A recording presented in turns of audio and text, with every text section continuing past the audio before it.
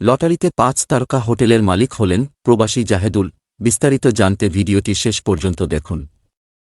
কাতারে বাংলাদেশ দূতাবাস ও বাংলাদেশ এমএইচএম স্কুল অ্যান্ড কলেজের উদ্যোগে আয়োজিত Bangladesh trade, real estate, remittance ফেয়ারে গোল্ড স্যান্ডস গ্রুপের লটারিতে পুরস্কার জিতেছেন কাতার প্রবাসী নির্মাণ শ্রমিক জাহেদুল ইসলাম।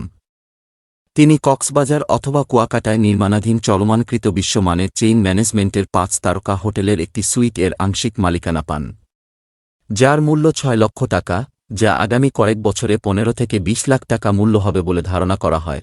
স্থানীয় সময় মঙ্গলবার ২-৪ ডিসেম্বর বিকেলে দোহা আল হেলাল বাংলাদেশ দূতাবাসে গোল্ড স্যান্ডস গ্রুপের সিনিয়র পরিচালক শাহাদাত হোসেন বাহার এ চুক্তিপত্রের দলিল হস্তান্তর করেন।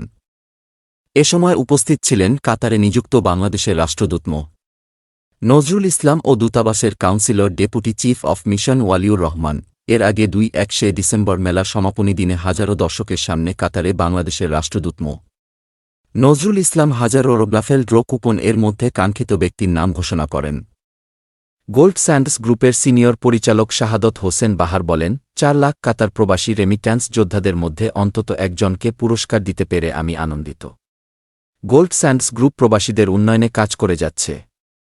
বর্তমানে কক্সবাজার এবং কুয়াকাটায় আন্তর্জাতিক 5 স্টার নির্মাণের পাশাপাশি ঢাকায় পূর্বাচল এবং মাওয়াতে দুটি আধুনিক ল্যান্ড প্রজেক্ট এবং বসুন্ধরাতে ওয়ার্ল্ড ক্লাস অ্যাপার্টমেন্ট প্রজেক্ট নির্মাণ করছে গ্রুপটি।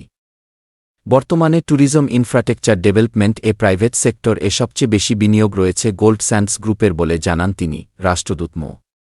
নজরুল ইসলাম বলেন, বাংলাদেশের স্বনামধন্য কোম্পানিগুলোর আগমনে কাতার প্রবাসীদের বাংলাদেশে বিনিয়োগে উৎসাহিত হবে এবং কাতার বাংলাদেশের অর্থনৈতিক সম্পর্ক উন্নয়নে এই ধরনের মেলার আয়োজন খুবই গুরুত্বপূর্ণ।